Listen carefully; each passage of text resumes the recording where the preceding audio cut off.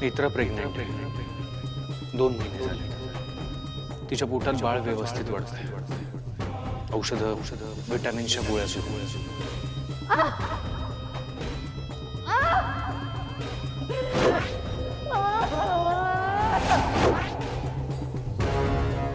नेत्रा, या जालिम विषाने तुला काही होणार नाही, पण तुझ्या पोटात वाढणारा जीव, माझा येऊ घातलेला नवा शत्रू मात्र वाचणार नाही.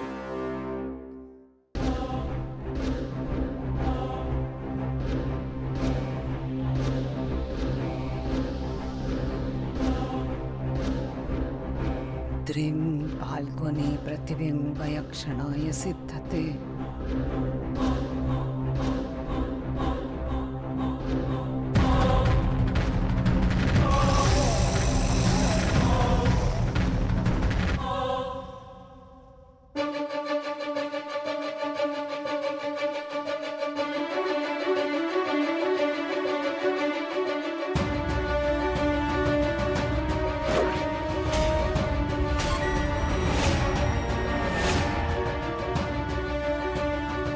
हे ज्यूस आहे,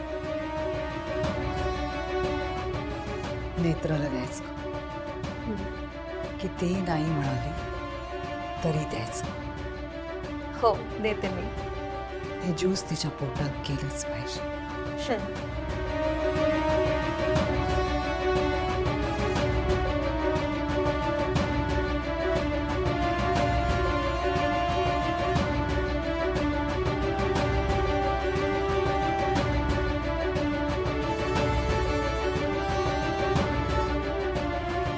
नेत्रा, तुझ्या बाळाची शेवटची 13 मिनिटं आहेत.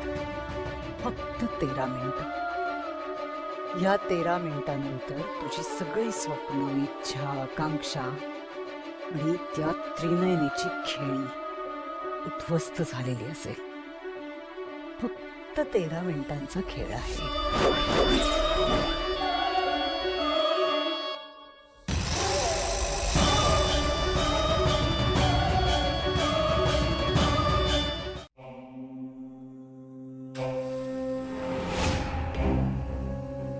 केवढं दिलंय? अरे पी, संपव.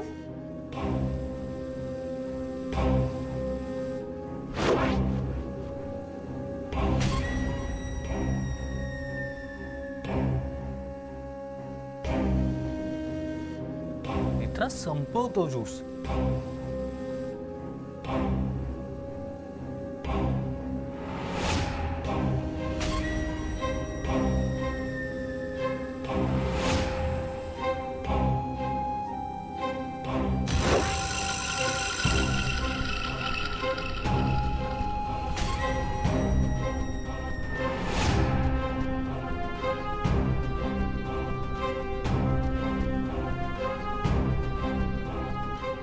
झालं समाधान? Good girl. क्लास दे.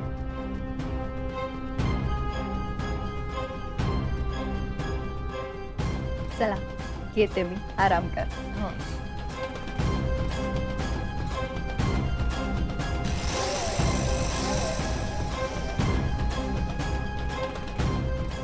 बरं आहे. तुझ्या ना हे असंच मागे लागलं पाहिजे. त्याशिवाय तू ऐकणारच नाहीस कुणाचं. काय तुम्ही पण, ताई पण ना ऐकतच नाहीत. नेत्रा, पण तुझ्या बरोबर घरातले सगळेच हा फेज एन्जॉय करणार आहेत. आणि तुला सांगू, तुझी सगळ्यात जास्त काळजी कोण घेईल? फाल्गुनी. तिला स्वतःच्या बाळासाठी काही नाही करता आलं, पण ऍटलिस्ट आपल्या बाळासाठी तरी ती सगळं करेल. त्यामुळे सगळं ऐकायचंच फाल्गुनीचं.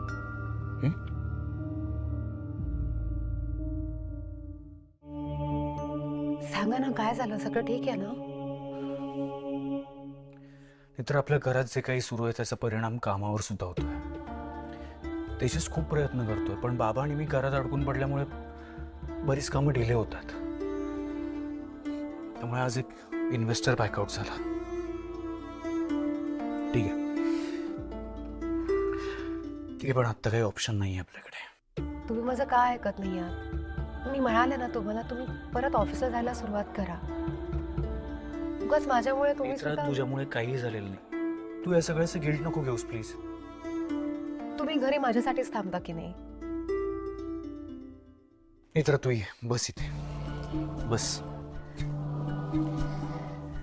Actually I am sorry. मी तुझ्यासमोर हे सगळं बोलायलाच नको होतं. साहजिक आहे ना, तुला टेन्शन येणार. पण नेत्रा, ऑफिसला न जाणं हा माझा डिसिजन आहे. यात तुझी काही चूक नाही आहे. आणि मित्र, हे बघ, काही झालं तरी ना हा बिझनेस आहे. याचे चढ उतार येत राहतात बिझनेसमध्ये. आणि बघ, कामाकडे कितीही दुर्लक्ष झालं ना तरी आत्ता माझ्यासाठी माझं बाळ आणि तू सगळ्यात जास्त महत्वाचं आहात. हो साहेब. आणि हे सगळं तुझ्याकडून शिकलोय. फॅमिली फर्स्ट, बरोबर ना? मला खरंच कळत नाही मी तुम्हाला कसं समजावू. तू मला काहीही समजवण्याचा प्रयत्न करू नकोस, कारण मी तुझं काहीही ऐकणार नाही आता. मी ऑफिसला जाणार नाही, दॅट्स फायनल. ओके?